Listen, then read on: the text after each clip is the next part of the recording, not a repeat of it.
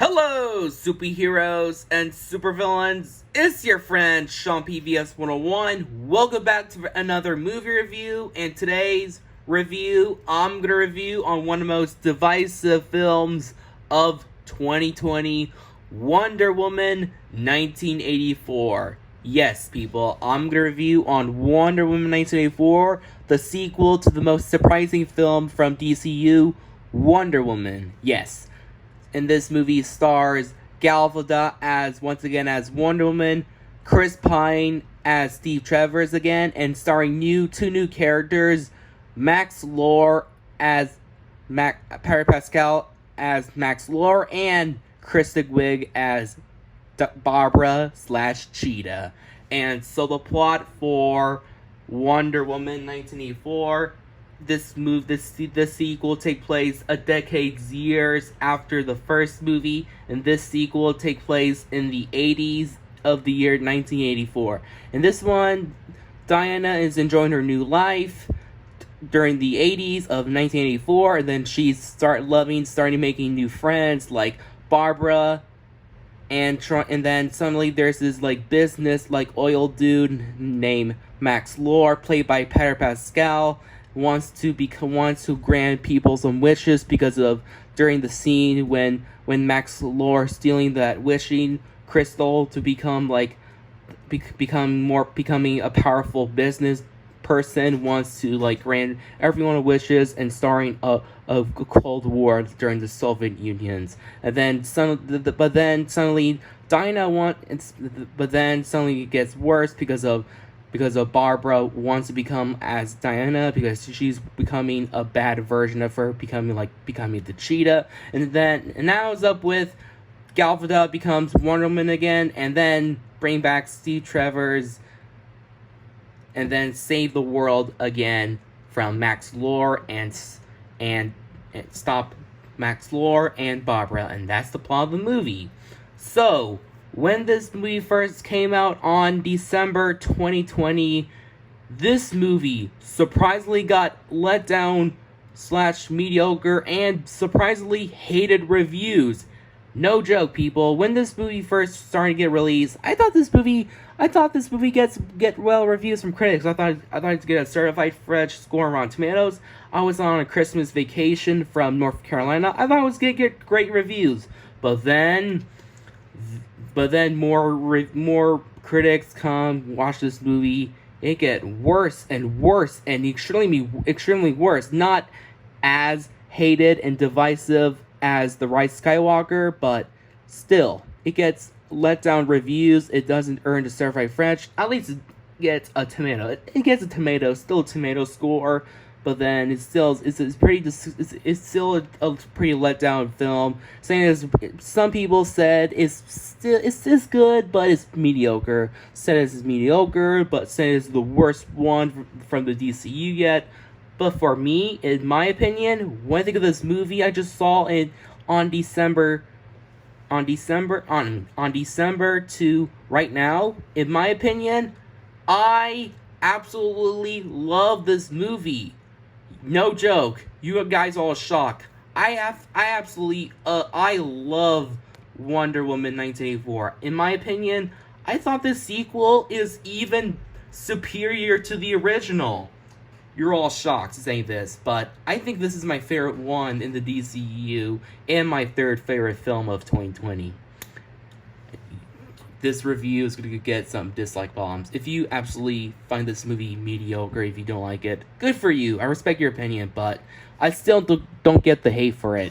I thought it was a fun film. So, are there any negatives? Well, just a tiny bit I'll get to later on for my less negatives. But let's start with the mighty positive first.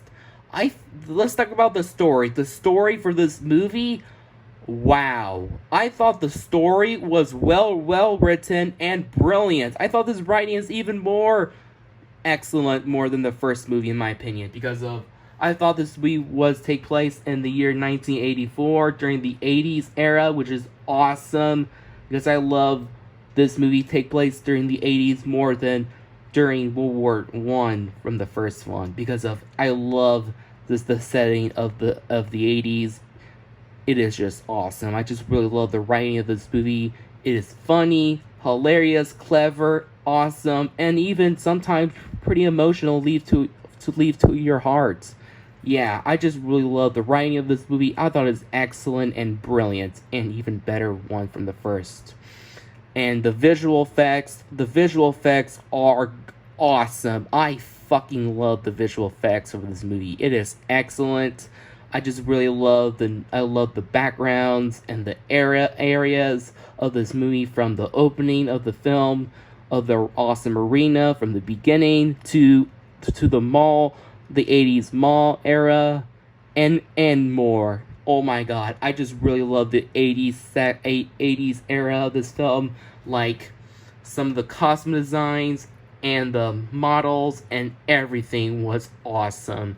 And also the action sequence. I thought the action sequence was even better than the first one, like from the opening of the arena when she was young, to the awesome mall fight, to the White House fight, and also the climax as well. So yeah, my favorite action sequence has to be the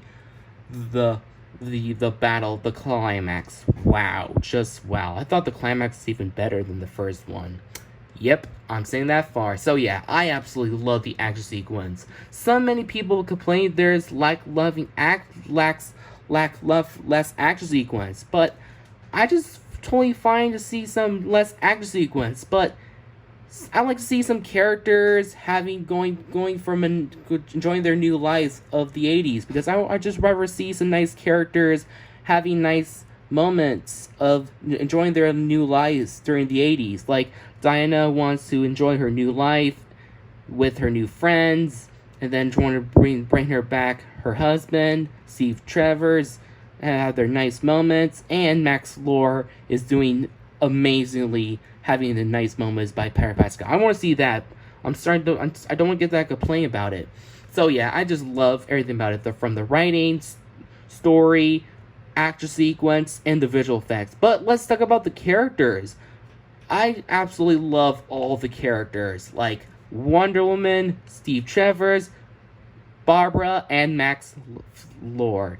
Let's talk about the characters. First, we have Diana, aka Wonder Woman, played once again by amazingly Gal Gadot. I absolutely love Wonder Woman in the sequel more, because she is even badass and likable. I just really love Gal Gadot's new life during the 80s. I thought it was amazing. The next character we have, once again, Chris Pine as Steve Travers. I like Chris Pine a lot. Chris Pine in this movie. I thought he was nice. I thought he was likable and nice. But I'll get to tiny bits of his negatives part later on. But yeah, I like Chris Pine in this.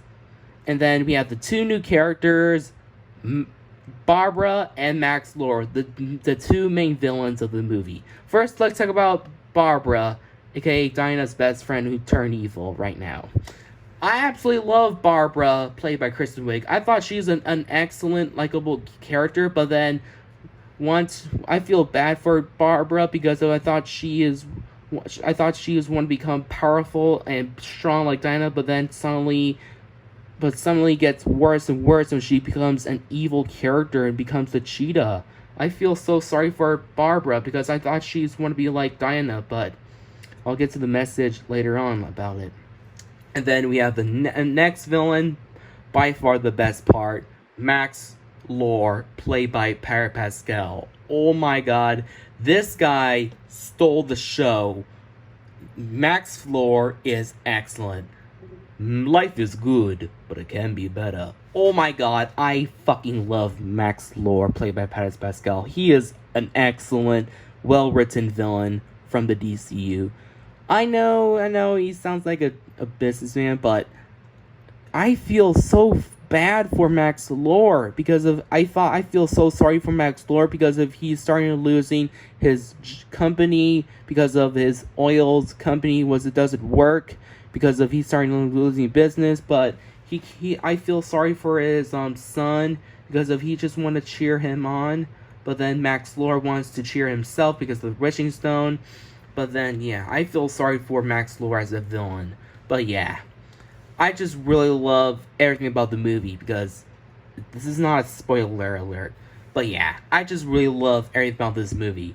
So, is this movie an underrated masterpiece? Yes, I absolutely love this movie, but there are some negatives. But I do not hate this movie. I still love it to this day, but there's some tiny negatives, like Steve Trevor's. I love Steve Trevor in this movie, but sometimes when he becomes fish out of water like character, but in not a bad way, but a tiny disappointing moment, but it's still alright to me. But then the second half, I like the second half. Don't get me wrong. I really love this movie a lot. I love seeing some characters enjoying their new life in the 80s. I like that. But then the second half kind of gets slow after the action sequence, but I'm still pretty fine. It's still okay. That's my only negatives. But overall, I don't give a fuck about the hate for this movie. Fuck the critics saying this movie is garbage. I don't care for it. Overall, I fucking love this movie. It is an underrated film of the year 2020, hands down. With a very awesome and interesting story, take place in the 80s, very likable and new characters, awesome action sequence, and beautiful visuals take place in the 80s. Overall, you gotta love this movie a lot, because this is by far the best Christmas gift I ever got than the Graduate ones from 2020 and June 5. So yeah, I love Wonder Woman 1984. I thought it was an excellent film. Overall, my rating for this movie, I give this movie, sorry people, a 10 out of 10 and a totally wicked score. Love this one more than the first one. Well, that's it for my review of Wonder Woman 1984. Hope you like this video. Subscribe to my channel. Give me 100,000 subscribers and 100 likes. Subscribe to my channel. Comment down below. What's your opinion on Wonder Woman 1984? Did you love it? If you agree with me, or if you thought it's mediocre and painfully average, saying it's okay, or if you absolutely hate this film with a burning passion. If you hate this movie, I respect your opinion a lot. Well, that's my video. Subscribe and get totally wicked. Life is good, but it can be better.